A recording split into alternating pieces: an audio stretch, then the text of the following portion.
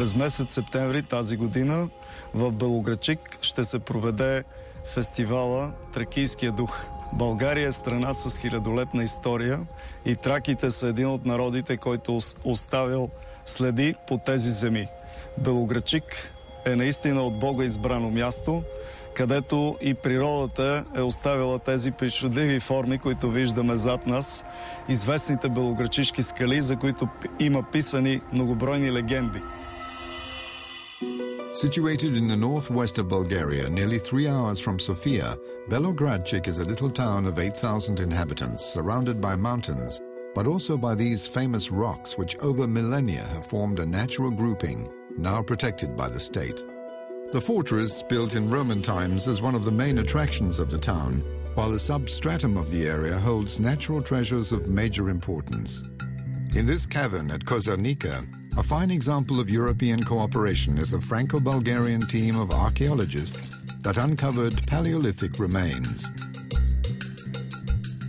Това е едно изключително находище от периода на палеолита, значи старокаменната епоха, където откриваме следи, най-древните следи, първите следи от човешко присъствие на европейския континент.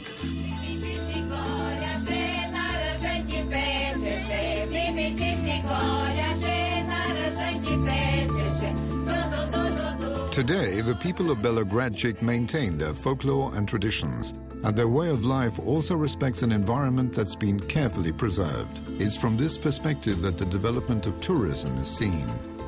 Here, they welcome those who come in search of silence, contemplation, a certain communion with the elements. An example is this chalk cave where the visitor can go down to the deepest aquatic galleries that show no signs of degradation.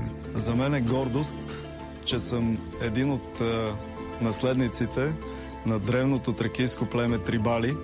Ние и днес пазим жив техния дух, тракийския дух, който е изключително силно качество, което ни кара да пазим и да съхраняваме това изключително богато културно-историческо наследство, което са ни оставили поколенията преди нас.